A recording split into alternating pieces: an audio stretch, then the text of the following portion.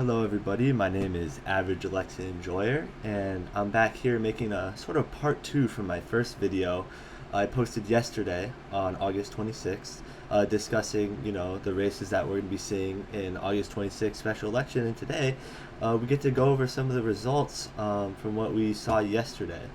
So the first of these elections that we're going to be going into is the Georgia Senate District 21 special election. As said yesterday, Republicans control the Georgia State Senate, and in 2024, there's a margin of about 70-30, so about 40 points in the past running of this election in this district. So you can see with the results here, there is no single winner. It's going to go into a runoff scheduled. It was pre-scheduled to be in September 23rd to be exact, because they assumed that a result like this would happen. There are a lot of Republicans running in this race. Reason all of them are running is because of how promising this election is looking for the Republicans. I mean, 40-point margin is nothing to not be surprised at. So, as you can see, Deborah Shingley, running as a Democrat, put forth a much stronger performance than what you could see from in 2024. The remaining 60% split among Republicans Jason Dickerson, Steve West, Brian Will, and Bryce Futch, with some other votes coming in for other two candidates. So you can see here strong performance coming in from Deborah Shingley, as this is a very Republican district. Trump won it by quite a few points in 2024, and also large margin in the past running of this election. As you can see, this is what the district currently looks like, taking in part of Alpharetta here, and then going up towards the north. These were all the candidates that were run. As you can see, 2024 last election, strong performance from Brandon Beach. A big key factor in a lot of these races this year is the turnout. As you can see, large turnout difference tends to be an advantage for the Democrats. Republicans tend to sometimes be low propensity voters. Also, it being an off-year election, 2024, Trump on the ballot, encouraged a lot of people to get out and vote, and bubble the I next to Brandon Beach's name. So you're going to see that'll be somewhat of a theme today, especially in another election I'll be discussing later, that strong Democratic overperformances can be seen because of the certain circumstances that we are in. Off-year elections, ruling party being Republicans, ruling party tends to be less in favor with the people. So yes, so 2024, huge performance by Brandon Beach, almost over 40 points difference here. You can see it's been a strong Republican district, won by Brandon Beach again, uncontested in 2020. I believe that's the primary. Actually, uncontested in the primary. 2020, uncontested. 2018, huge margins. Brandon Beach consistently winning. In 2018, another off year, 87,000 votes total. So I guess we'll be waiting to see if the Republicans can really pull away in the general election runoff later on in September. But already strong performance from Deborah Shingley. So that's a biggest takeaway from here. Strong performance by Democrat Deborah Shingley in this district. Alabama, State House 11, special election, expected result. Very strong performance from Heath Albright. We can see why this election has been untouched by Democrats in recent years. It was uncontested last year, and we see why it was uncontested. Huge performance from the Republicans, showing their support in Alabama, especially in the Fairview area over here. This is their past district.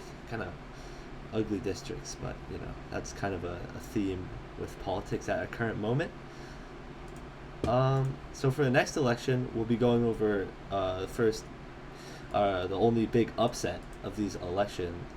Republicans held a huge 33-16 edge over Democrats in the Iowa State Senate. If they won this election, it would solidify their supermajority. However, huge performance from Caitlin Dray, flipping this Iowa State Senate one special election, flipping the seat here, the first Senate seat, 55-44, 7,619 votes. Again, it's a huge prevalent factor is the voters not coming out. Republican voters are not coming out to vote for these candidates in special elections. It's been seen in Florida. It was saw in Wisconsin with the judge election, with the state judge Supreme Court judge election. Republicans not turning out to vote in these special elections and in these midterm years, and it is costing them in these races. This is a major blow. Removing that supermajority, really gonna put a halt in some of the Republican agenda there in Iowa, what they're gonna be able to pass on the local level, and it's a huge flip from, of course, Republicans also didn't have an incumbent, but you can just see almost half the votes that you saw in 2022. While the Democrats' votes, it dropped a little bit, 6,000, 4,000. Half of the Republicans really turned out in this election. Half of what turned out last election could be signs of maybe fatigue. Just Republican voters not turning up to vote has been a major factor in several of these midterm elections. So huge flip for the Democrat here. Kind of an upset.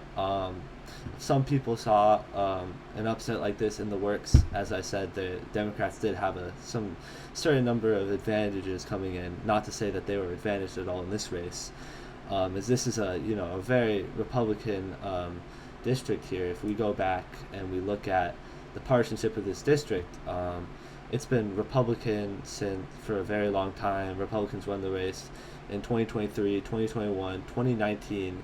In 2015, there was an independent, David Johnston, that was running the district, and before that, Republicans. So Republicans held the district regarding 15 to 19 for the past almost 20 years. So it's been Republicans have enjoyed a nice bout of success for a while in these elections. So a huge performance from Caitlin Dray to take this seat, and could have major implications for the local politics there. Next, we have some Minnesota Senate districts primaries for 29 and 47. As I was saying yesterday, it's going to be very crucial elections later this year. 33 Democrats, 32 Republicans make up the Minnesota State Senate. So that will be some huge races to decide if Democrats have a majority or Republicans have a majority in the Senate, and so that'll be huge elections later on this year. As we can see, the Republican special election primary for state Senate seat 29, Michael Holmstrom Jr. coming out with a pretty definitive victory over the other two candidates, receiving more votes than the other two combined. So a big win from Michael Holmstrom Jr. And similarly, for the Democratic primary of Senate seat 47, Amanda Hemmingson Yeager, another huge victory for her in this primary. It's like about 70-point difference, 65-point difference for Amanda. So good victory, good. Again, low turnouts in these special elections, but these were only the primaries, so it is yet to be seen exactly how much the turnouts are going to be continuing to be a huge factor, but it can be assumed that it's going to keep going. And so the final race is going to be California State Assembly 63 special general election. Natasha Johnson carries the state assembly seat over Chris Schultz. It will remain in Republican hands. 54,000 people turning out in this election. So that's been so this district used to be until 2022 when maps were rewritten. It was a blue seat, but following, as you can see here, in 2020, it was a Democrat. This is the primary election. Sorry, this is the general election. It was uncontested by Republicans, and it's been uncontested in some of these past years. So, and before that, Democrats were. You can see why it was uncontested. It's about 45 point advantage to the Democrats. But following redistricting in 2022, you see that Republicans have had a significant amount more success in the district. 2022, 17-point win by Bala Essayi over the Democrat. And then in 2024, somewhat smaller margins, 15-point victory. So going from 17 to 15-point victory, you can see. But again, 2024, big year, presidential election year, lots of turnout. 214,000 votes, and in 2022, 140,000 votes, because that's another midterm year. This is in 2025. This isn't a midterm or a presidential election year. You see the most votes during the president's run, and then midterms you see less votes. But in these special elections, as you can see, it's not even close. It's not updated yet. You can see the primary here, and that the results here. However, somewhat good performance from Chris Schultz, less than 10 points, about a 5,000 vote difference and a 54,000 vote raise, about 9-point difference in this race. So you can see there's a somewhat of a decline in Republican support over the years. Only 83% in so far, so it's possible because California elections. That's kind of a common theme in some of these elections, is that they do take forever to report their votes. So we'll see. It's been it's been large. It's been a very successful race for the Republicans, but you can see a narrowing of support away from the Republican Party inside this the Riverside, Moreno Valley, all the way down to Lake Elsinore area, right in Norco too. Again, very ugly district, but that is, as I said before, a theme in American politics. So that is my recap on the elections, the special elections on August 26th, so yesterday. So yeah, thank you guys for tuning into this video, and you guys have a good rest of your day.